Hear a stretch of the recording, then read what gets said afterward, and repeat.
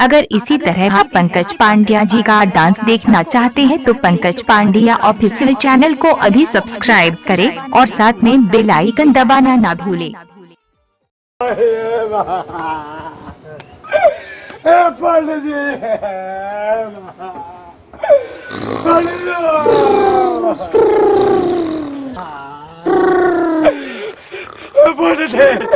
कौन है? अरे कौन है? आंधी तूफान भूकंप क्या हुआ रे?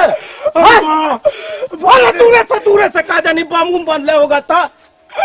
अब रामचंद्रा है रामचंद्रा है देखे में लगा तारा बनरा रे ना हमर मैया बोला तोर मैया हमरा कहेला रे हमर बाबूजी के श्राद्ध करे कहते हमर बाबूजी दुनिया से चल गए। अच्छा ए जजमान सुना नु उतना दूर गांव में कहाँ लिया जेबा अब नुहिए बैठ जा और सब तो भगवान के धरती है अहिए मंत्र पढ़ देवत है आ तहर बाबूजी कहीं भी होइए स्वर्ग चाहे नरक में आत्मा के शांति भेटा जाए। हमर बाबूजी के आत्मा के शांति मिली। हाँ हमार बाबूजी वैसा मरला गोर है ना हमार बाबूजी के आत्मा के शांति मिली के ऐसा मिली। ए जजमान सुना नु देखा एगो बात बताओ पैर में घाव होखेला नु होला आ मुंह में दवाई खाला खाली अब पैरवा के घाव ठीक हो जाला। हाँ तो हिया परम मंत्र तो ना भेटा जाये आत्मा के शांति। बाप रे बाप जल्दी करिए अब जजमान बैठ। हाँ तो सुनिए जजमान जैसे जैसे हम मंत्र पढ़ेंगे या विध करेंगे वैसे वैसे आपको मंत्र पढ़ना है या विध करना है। जैसे जैसे आप मंत्र पढ़िएगा वैसे वैसे विध करना है। हाँ वैसे हमको बोलना अरे नहीं जजमान जैसे जैसे हम मंत्र पढ़ेंगे विध करेंगे वैसे तुमको भी करना है। मतलब कि जैसे जैसे आप बोलिएगा वैसे वैसे हमको बोलना है। हाँ अच्छा मंत्र पढ़ना है विध करना है ठीक ना। हाँ तो हाथ को ऐसा सरिया लीजिए जजमान। हाथ को ऐसा सरिया लीजिए जजमान। हाँ मंत्र बोलिएगा जजमान। हाँ मंत्र बोलिएगा जजमान। मंत्र बोलिएगा जजमान। हाँ मंत्र बोलिएगा जजमान।